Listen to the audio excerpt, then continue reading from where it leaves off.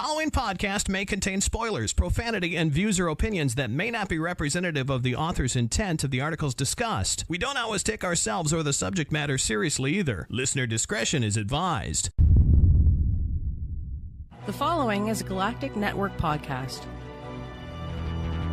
Do you see what I see? Fire in the sky. You are full of shit. Please don't wait on me.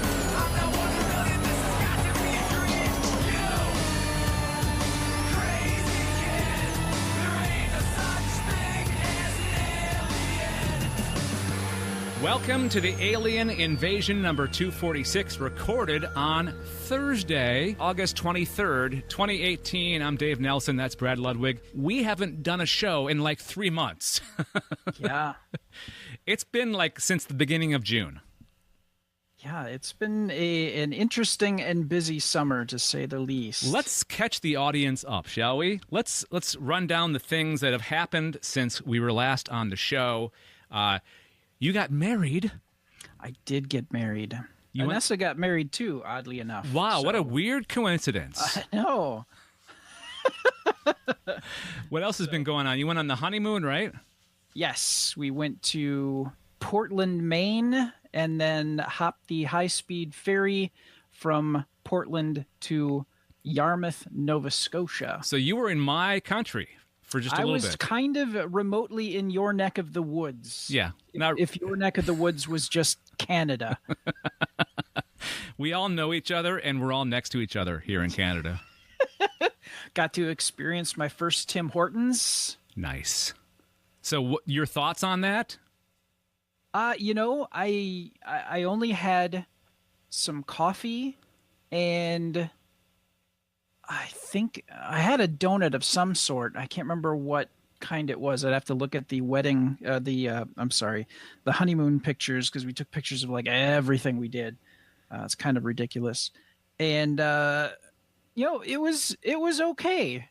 I'm sure Canadians are going to listen to this and, want to lynch me or set me on fire or something. But yeah, it was okay. It was a nice, quiet place to hang out and get some coffee. And free Wi-Fi, I'm guessing, right? Yeah, yep. There was the Wi-Fi. Mm-hmm. So, it kind of reminds me of Dunkin' Donuts in the States to a certain degree. Yeah, very similar. Yeah, because our Dunkin' also has free Wi-Fi. So, yeah. And, we had a really good time. Met an interesting dude in Yarmouth, Nova Scotia, who his name is Lars. And Lars Ulrich? Lars Ulrich? Metallica's drummer? No, it was not the Metallica Lars. Okay. No, he was. I deemed him the hardest working man in Yarmouth because he. We had lemon poppy seed cake. Anessa reminded me at the Tim Hortons. So anyway, so Lars is a taxi driver, and all around, like if you need to go somewhere, if you want a tour, he was your guy at East Coast Cabs. And he was amazing. And we were walking through Yarmouth, like downtown Yarmouth, and we saw him drive by like 2 or 3 times. He was all over the place driving around. So I deemed him the hardest working man in Yarmouth. Cool. Very interesting dude. And he gave us a historical tour of Yarmouth, as well as took us to and from the port for the ferry. So yeah, we had a really great time. And I experienced ocean fog, which, you talk about inland fog being terrible. Ocean fog blots out the sun. It is so dense. Wow. It was amazing. I didn't know there was such a thing as like a specific thing called ocean fog. Is it called ocean fog? I'm deeming it ocean fog. Oh, okay. It's not like inland fog where you've got, the moisture and stuff from dew, from other moisture on the land, or, rivers or lakes or stuff like that. If you're in the middle of the ocean and the fog comes and you're sitting in the middle of literally millions of gallons of water, you've got a lot of moisture to pull from, and that fog is dense. And there's no breaks. There's no pockets of no fog. It's all fog. It really seemed like it was no fog. I mean, it was like all dense fog is what I meant to say. So yeah, it was something. I'm trying to think of what I've been doing since the last time we chatted. My stepdaughter graduated from high school. Yay! Yeah. And she's about to start college. What? in, Where's she going to college? Like a block away. Nice. We have a really cool college that's just right next to where we live, so it's very convenient for her. I've been working a lot too. Like every summer, I work a lot, and that's one of the reasons why we haven't done the show for a while is my crazy hours in the summer. So we're getting back to fall. We're going to get back on a regular schedule, and I thought since we haven't done a show for a while, we should change up the format a little bit, mix it up a little bit, have some fun with the Alien Invasion podcast. So I thought, let's do different types of episodes. We'll do our regular episode from time to time, like every third episode, but in between, we'll do, I'm thinking a top 4 list of something, like top 4 maybe alien superheroes or top 4 something, all related to aliens of some kind. And then I thought, let's do a movie review episode. And you were like, hey, that sounds like a great idea. Absolutely, it does. Or you just gave me a thumbs up. I gave you a thumbs up Yep. because the first movie that you recommended that we do is right. It's a movie I'd seen before. Oh, really? I didn't know that. Okay. Yes. And it's a movie that I enjoy for what it is, and what it does. I enjoy that movie. For longtime listeners of the Alien Invasion, we did an episode called Invasion of the 50s, right? It was Attack of the 50s. Or Attack of the 50s, yeah. And this wasn't one of the movies that you covered, was it? No, it was not. Okay. It's just within that whole genre. If you talk about, sci-fi B movies from the 50s, this should come up on your list, And because it is a classic. And it's one of those great things about 1950s old, like, independent movies is they're in the public domain, so you can watch it for free in various places on the internet. Yes. Okay, so the movie that we're going to talk about on this episode is Killers from Space, 1954 black and white film starring Peter Graves. Where do we know Peter Graves from? Mission Impossible, famously. Yep. He's very young in this film. It's, I almost wonder if he turned gray very early, because he's maybe in his early 40s in Mission Impossible. Yeah. Maybe. Yeah. And his hair is just absolutely silver. So, I'm kind of wondering if he does. It seems like he's got flecks of gray in his hair in this movie from the 50s. Mm-hmm. So, and Mission Impossible, I believe, was late 60s. You are correct. Within a decade ish, give or take a few years, he's completely silver. And it's crazy to think about. It's only 10 years between this movie, well, more than 10 years, between this movie and Mission Impossible, and there's a night and day difference between the looks, because this movie looks old. It looks really old, and Mission Impossible is that color, that vibrant color. Kind of. Oh, yeah.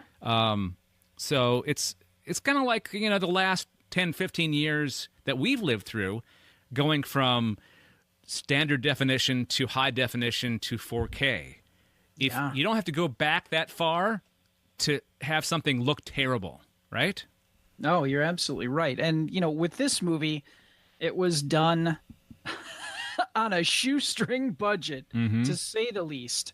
So I'm sure that they didn't have the best camera equipment. And then, at that point in time, you had to, develop film. You didn't have digital video. So, I mean, there's that whole process. And, you could have somebody really high quality do it, or, there's a lot of things you take a gamble with there. So let's jump into the plot summary.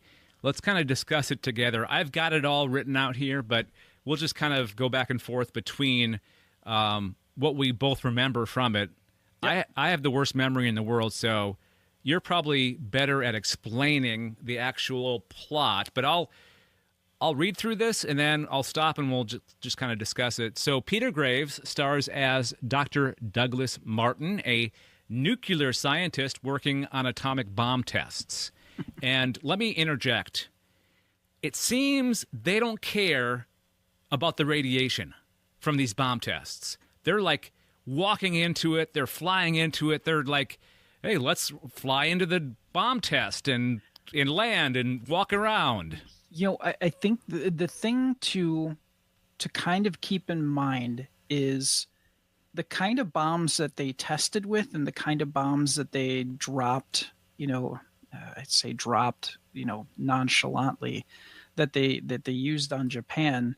I think there's a great deal of power difference, and those are atom bombs versus, hydrogen bombs, which we use now, which are what, 10 to 20 times. I'm just pulling that number out of the air because that's what kind of rings true.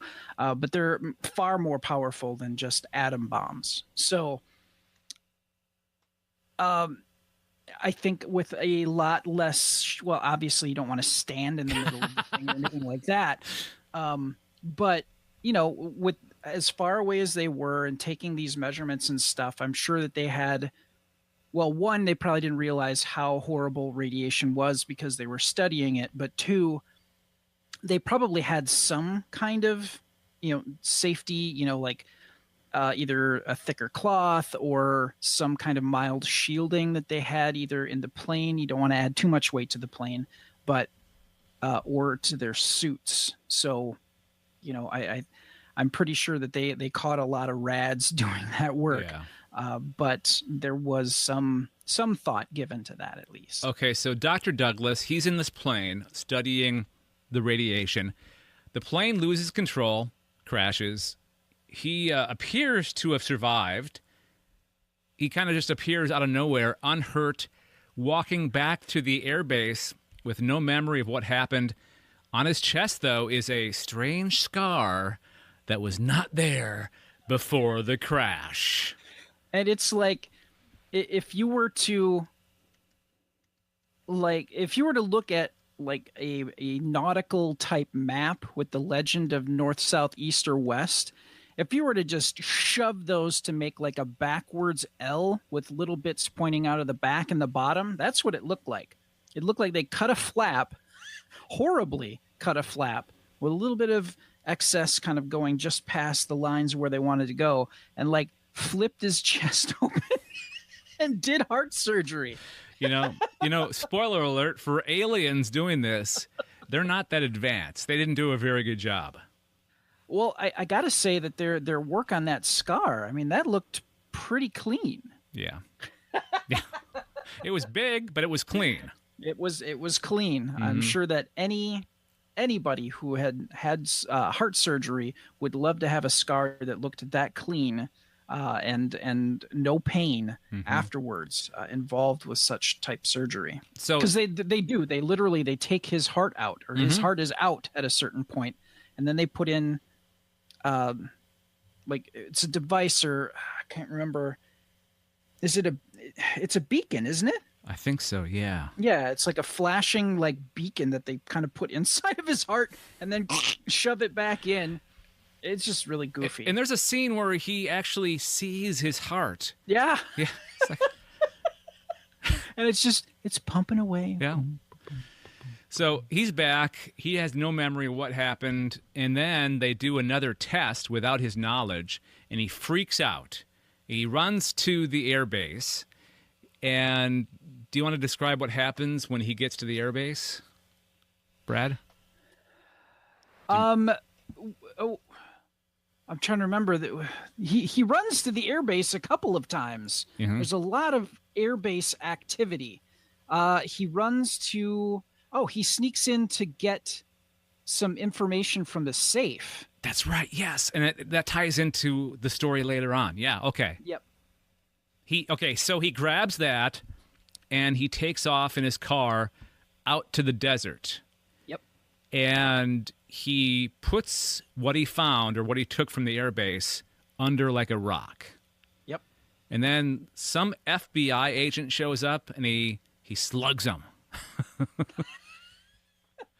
and he disappears. And the doctor disappears. Okay, so they eventually find the doctor, and they put him under a deep, like a drug, like a... Yeah, it's like a sodium pentothal, like a truth drug sort of a thing. And then they use like a little bit of hypnosis on top of that to find out what happened. Because they're insistent that he's a spy, and he's like, I have no idea what you're talking about. So they whack him with the drug, and then they start asking him questions. And that's where we find out that after the crash happened, he was injured. They operated on his heart. Brad, who operated on his heart? Oh, I'm sorry, the aliens. Aliens, yes. Yep. It wouldn't be the alien invasion without aliens in this movie. Absolutely. So he was held by space aliens, led by DNAB or Danab or Danab, yeah. They're in an underground base. They're not in a ship. They're in an underground base. And these aliens have these large bulging eyes, and they're just basically large human eyes, but like kind of stuck over their eyes. It's like somebody was strangling them, and their eyes started popping out of their sockets. It's like that toy, right? Where you strangle them. Or if you've been unfortunate enough to stumble across a video with the there's actually a contest that they have where people can, they'll hold their breath and like make their eyes bulge out. Ew. And they actually measure how far these people get their eyes out. Ew. And it's creepy. Okay, so the eyes, and then they're from the planet Astron Delta, ruled by a being called the Tala. They had revived his lifeless body, as Brad said, after he died in the plane accident. The aliens plan to exterminate humanity. Dum, dum, dum. And this is where it gets very convoluted. This is where it gets convoluted? Well, more convoluted. So their plan to eradicate humanity is to use giant bugs and reptiles or anything else that they can get stock footage of and pretend it's huge. That is rear projection is like one of the most used forms of special effects to try to either adjust scale of things. So like they would take, film of like lizards up closer or grasshoppers up close or ants up close. And then it would be, like the movie Them, which that's a radioactive meteorite hits near an ant hill or a big ant colony, and these ants mutate and become huge. So they do a lot of that. Or if they do like miniature or stop motion, like moving puppets and like Ray Harryhausen Yep. with like the Sinbad films and stuff like that, to kind of integrate the live actor with this, obviously special effect laden footage. They did whatever they could do back in the 50s to tell the story. Correct. Yeah. Okay, so Martin intuits that the aliens use stolen electrical power grid to control their equipment.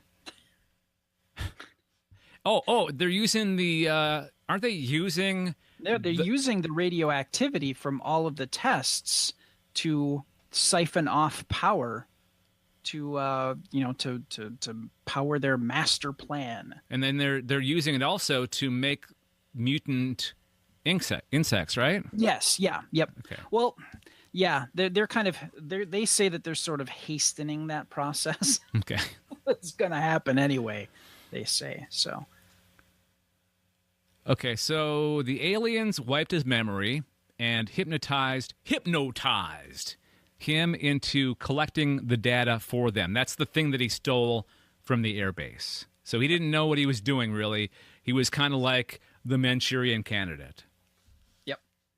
The FBI agent, Steve Pendleton, and the base commander, James Shea, I think those are the actors' names, They are now.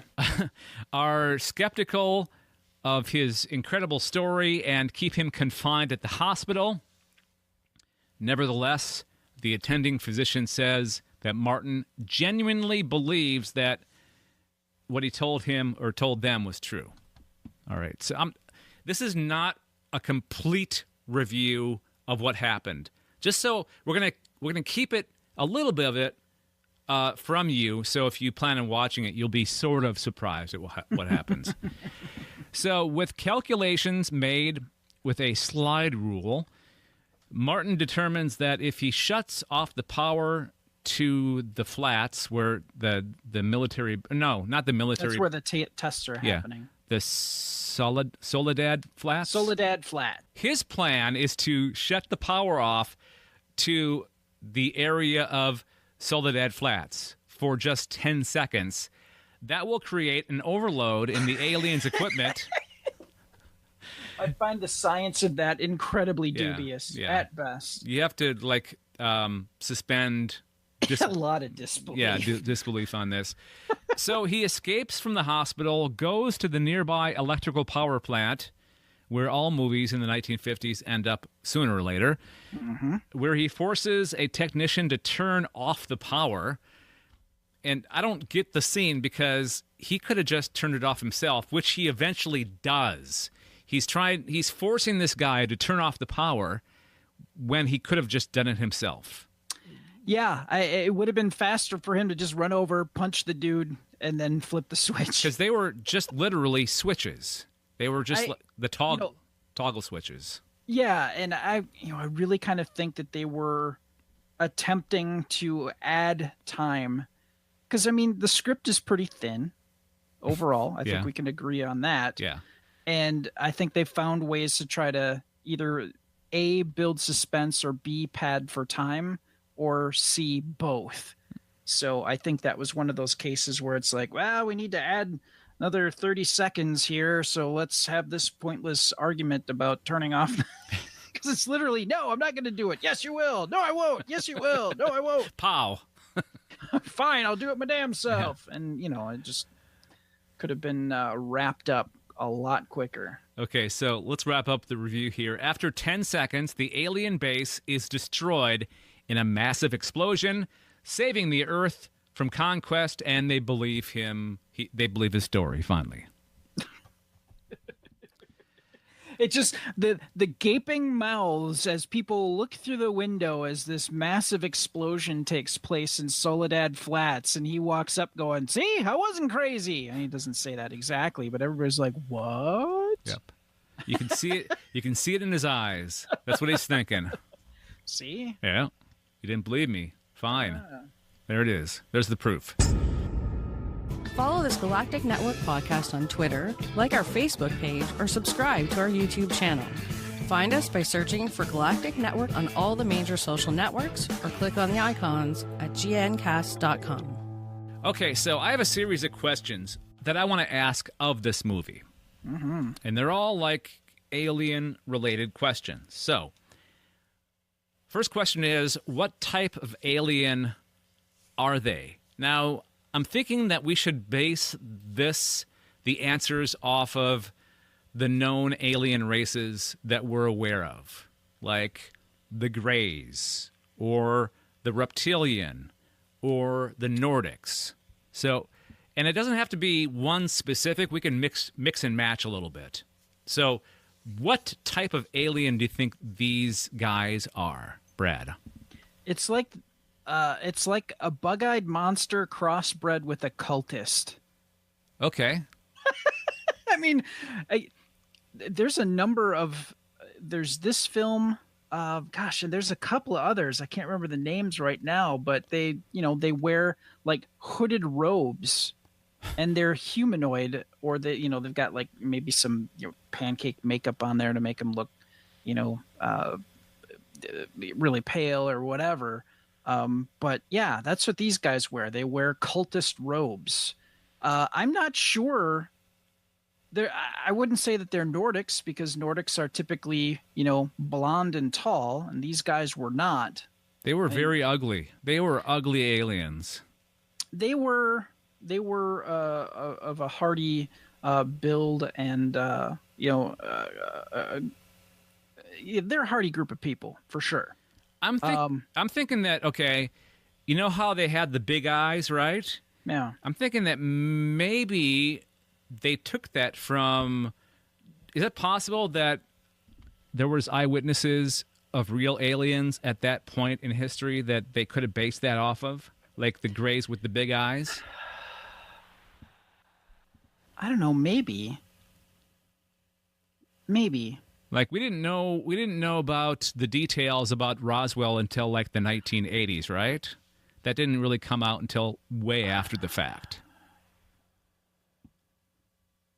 Yeah, I'll give you that. Unless they were being fed the information from a secret source. No, that way lies contrails. That way lies madness. It's the deep space. It's the deep state, Brad. I think that for the budget they had to make them look sinister. Mm-hmm. So they grabbed robes from the costume area, from the movie, from where they were shooting the movie. And they used, I read up on this. They wanted to use, the director wanted to use ping pong balls cut in half. And he went, one of the guys that was kind of handling all of this went, no, that's going to look really schlocky. We're not going to do that. So he went to a company that made glass eyes. Oh. And he was like, I really would like to be able to, cut these in half and then use these, put them over their eyes so that they look a little bit more realistic. Right? The problem was that they were like very expensive for each one. Like they said $900 a piece. Wow. Okay.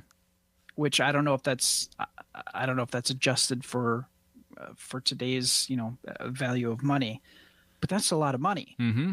So they went, no. And I think to keep true to his word that he wasn't going to use ping pong balls, he was stumped, and he went to the refrigerator to get something to drink. And he saw his egg carton. So what they used is the impressions, the bottom part of the egg carton, and those are what they made the eyes out of, the bug eyes.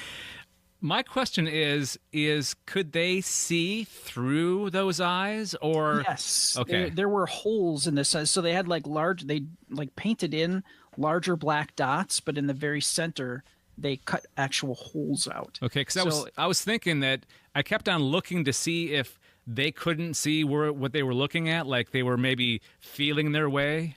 Mm-hmm. But apparently that's not the case then. No. Okay. So I think it's kind of a mishmash of different types of aliens, and the fact that there was not much of a budget. So that's the reason for the robes and the egg carton eyes. Okay. So what was the reason for their invasion, Brad? Their planet, Astron Delta, was dying.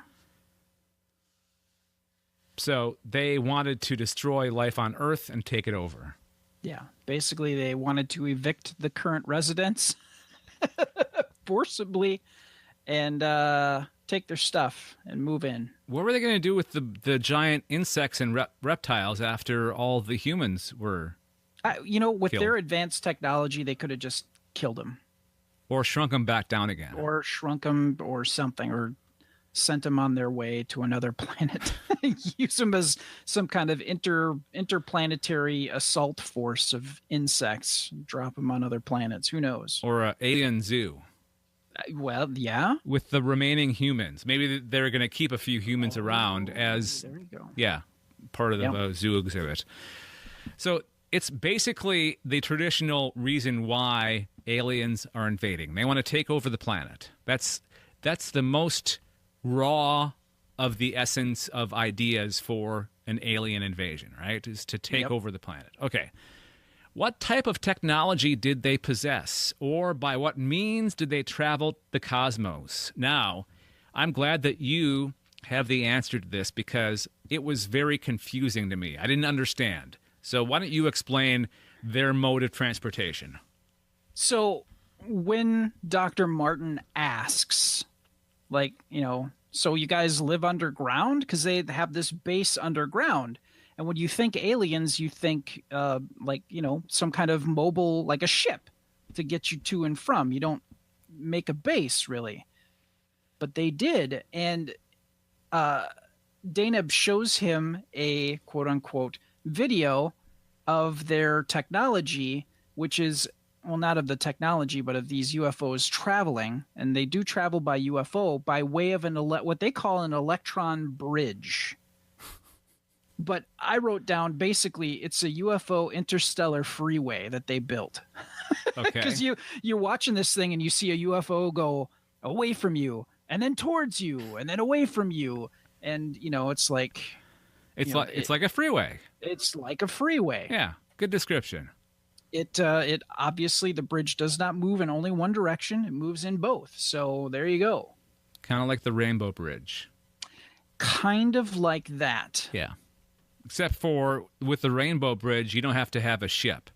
You just zap. Yes. You're there. You're human. I mean, your body is there. Okay. Yep. All right. Next question. If there's a conflict in this movie, which there was, who won and how did they do it?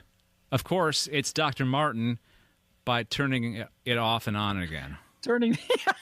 He pulled an IT Crowd reboot, essentially, which caused the backup explosion, as it were, of the base in Soledad Flats. See, it proves the fact that the most effective way of solving a problem is by turning it off and on again. Yes, absolutely, 100%. That's how it works. Even in the 1950s. It was the proto-IT department answer for, the first question of, my technology's not functioning. Well, did you turn it off, turn it back on again? Well, there you go. Okay. What moral and or philosophical philosophical? Yes, issues were dealt with?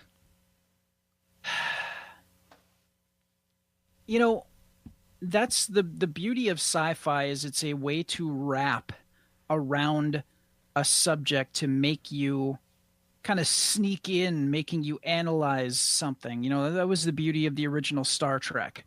You could talk about race, you could talk about war, you could talk about all these things, but in the clothing or the wrappings of sci-fi. The only thing I can think of is because at this point we're entering kind of McCarthyism, and we're entering, the Cold War is starting to ramp up here, or it's in the early stages ish.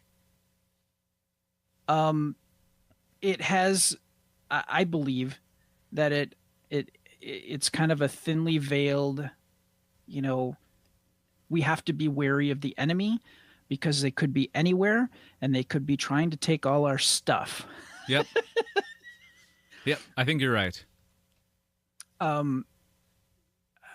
That's the only thing I can really, really think of, because everything else just seems, Peter Graves there would be no movie without Peter Graves. He's holding this whole show up. I know. Everybody else is not the best. Maybe they were just starting out, or maybe they just did television, but their performances did not really transfer well to the screen, as it were. Mm-hmm. And yeah, he's kind of a one-man show holding this whole thing together.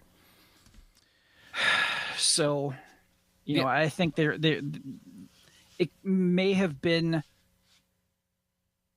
I think they could have explored or made some things a little bit more apparent if people were giving, 100% or giving more nuanced performances, I'd say. Yeah. Speaking of the whole enemy, like the communists, that's the replacement, or the what's the word I'm looking for? The fill-in for communists. Allegory? Yes, the allegory for communism is the aliens. And I was thinking, remember in World War II, how they used to portray the Japanese and the Germans with exaggerated, like, facial features? Oh, yeah. So I'm thinking that maybe the bug eyes are that version of that. Yeah, to kind of illustrate the alienness or the otherness of these beings. Yeah. Yeah, I could see that. I could see that. Okay, final question. Were there any inspirations drawn from real life or other fiction? Did this movie inspire others?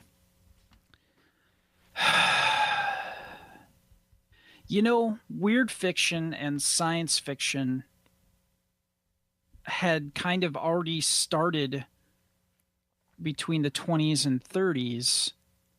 So it had like 20 years, a little bit more than 20 years, 25, whatever, years to ramp up to this point.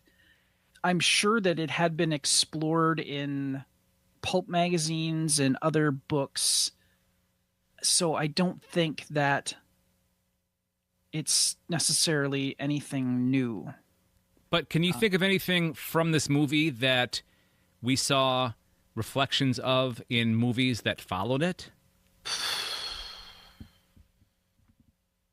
I can't think of any specific case. I can't either. No. I mean, the concept of an alien invasion, yeah. Yeah. But that's about it. And somebody being hypnotized to do something against their will that is, different from who they are in their everyday life, or something that they would never do, like steal from the government that you work for. Yeah. That's been done before. Or, maybe this inspired, well, it wouldn't inspire real life cases, but I'm thinking to the Betty and Barney Hill case of them forgetting what happened, and he kind of forgot what happened to him. Yeah. Thinking about like weird fiction, there are times in fiction where something so horrible happens that you forget it, because to remember it would be to live it over again, and your brain's like, nope, I'm out. I don't need that. Yep. And wall it off or throw it out or whatever. So I don't think that that's necessarily a different or new thing either. So yeah. Oh, okay. Well, yeah, this movie didn't really inspire or was inspired by anything. So let's just. I really can't think of anything. No. Yeah, that's the answer to that question. If you like this podcast, The Alien Invasion, and would love to support us in a very simple way, we ask that you go to gncasts.com/support. That's gncasts.com/support, and click on the Patreon link. Now, with Patreon, we're just asking for a few dollars a month. It's not per episode, it's per month at $1, $3, and $5 levels. And each level has its own perk. Like, you can get your name mentioned on our shows, not just this show, but all of our other podcasts that are part of the Galactic Network. You can get a whole message read and other perks, other things that you'll get for your $1, $3, $5 a month support of the network. So again, go to gncasts.com/support, click on that Patreon link, and I believe we also have a link to our Amazon affiliate link on that page as well. So if you're going to be doing some shopping on Amazon. Click that link and support us that way as well. gncasts.com/support. And we thank you. Okay, let's move on to the final segment of this podcast. That is the weirdness that we saw in this film. And one of the first weird things that really stood out for me is the name of the planes. They were Tar Baby followed by a number. I don't remember the numbers, but the planes were Tar Baby something. And a tar baby, isn't that like a big time, like racial term? Yeah, it was. It's from the story Mr. Rabbit and Mr. Fox,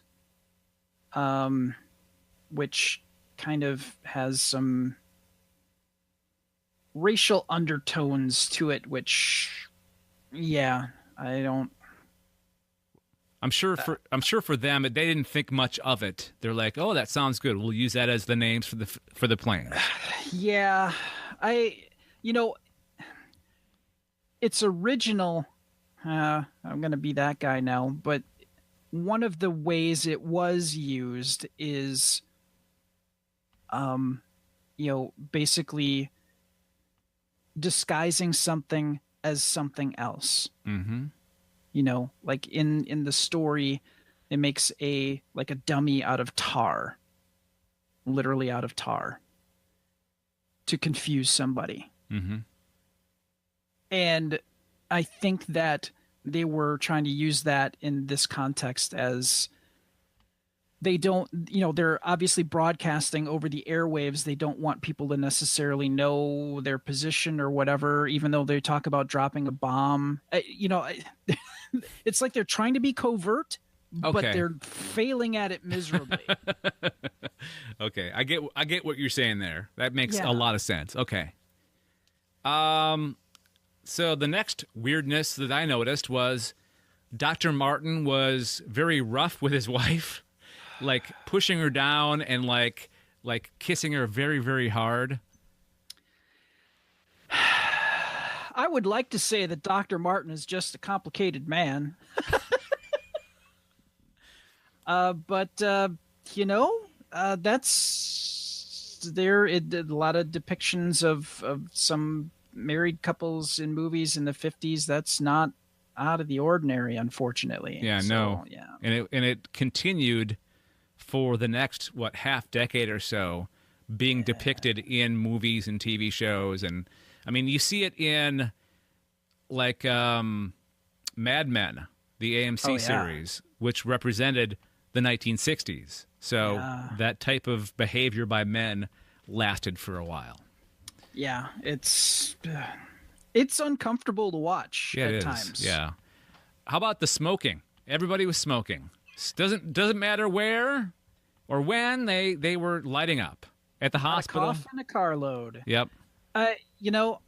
Again, that's that time period where smoking it's the thing, and everybody's doing it. You can smoke anywhere. And by golly, if they didn't smoke everywhere in this movie. Yep. But, you and I are of an age where we remember going to a restaurant and there being ashtrays when we were younger. Oh, I remember on tables. I remember going restaurants. and planes. I remember being on a plane having a cigarette. Like I wasn't in the smoking section. It went from everybody smoked no matter where in a plane to a smoking section to no smoking whatsoever. And I had to go back to the smoking section, and I believe I wasn't supposed to, but I did anyways. I think. You're a rebel. I know. All right, so final weirdness. Well, I mentioned nobody really cared about the radiation earlier. And then we also talked about the egg carton eyes. So there you go. Those are the weirdness. Can you think of anything else? Offhand, no. Just the dubious science. I wouldn't necessarily, call that weirdness, but to reboot everything and have it cause a massive explosion. with all this energy that they've accumulated with, through the radiation that's silly. Well, more than it's weird. You still see that, though, in TV shows and movies about using an explanation of something that wouldn't necessarily work in real life. Yeah. So I don't think that has changed very much over the years. Yeah. It's a nice MacGuffin sort of a thing. All right, so let's wrap this up and talk about what we thought. Did you write this? Very cheaply made, but was on the right track as far as... No, that was me. Okay. That was you. I wrote this a week ago, and a lot has happened in between, so that's why I forgot. So, again, very cheaply made, but it was on the right track as far as the story and the concept. Like, if you would have taken... If you could take the same story and make a great film out of it. With the right technology... and the story rewritten, maybe make the characters more interesting or more complicated or more background to them, maybe. Yeah, and I don't want to draw this out too long, but the story writing from every generation or every era changes and becomes more and more complex. So when you look at something from the 50s and you go, that could never be remade today, using that you have to pad it out. You have to make the people more complex, less two-dimensional. You really need to add more emotion to it to get butts in seats. Yeah. So I mean that won't work today, what they did before. So yeah, when you remake something from the 50s, it's not going to be very much like what came before. So please subscribe to this Galactic Network podcast by going to gncast.com/subscribe or search iTunes, Stitcher, Google Play Music, or anywhere podcasts are offered. Okay, so that's going to do it for this episode of the Alien Invasion. Let us know what you thought of this this format. We'd love to get your feedback, what you think was good about it, what you thought was bad about it. Do you like it? Should we do more? On our next episode, we'll be discussing our top 4 favorite alien superheroes. Mm-hmm. I'm sure you got a few in mind already. A couple. Yep. And we would like to thank Monkey Warhol for providing our intro music. The song is called Alien Syndrome. You can find that at monkeywarhol.bandcamp.com. He's got some new music out, too, so look for that as well. Also to Retward von Dernberg, a composer from Germany, for our closing song called Be Water. Learn more about him and his music at thecaravel.net. And also, finally, thanks to Ben Olson. Thank you, Ben. For recording. Hey, he was your wedding dance DJ, too. He was our DJ. How did he do? He was fantastic. But when you have friends that are like 80% introverts, not a whole lot of dancing. Yeah. And I felt bad. So I ended up, going up to the DJ booth every once in a while and, hey, man, and everybody was saying, wow, this music is great, because and he did it beautifully, because we asked for some music from the 40s, some music from the 50s, some current stuff, and he blended it all together very wonderfully, and he got lots of compliments, so I made sure that I went up and told him so. Because he did a fantastic job. So, yeah, I highly recommend Ben Olson. If you are in his area, if you need a DJ, I highly recommend him. Yep. Okay, thanks for joining us, everybody. I'm not going to ask for a final thought because we kind of just did it. We really did that, yeah. Yeah. So thanks for joining us, everybody. We'll talk to you next time. Bye. This has been a Galactic Network podcast. For more, go to gncast.com. That's gncast.com.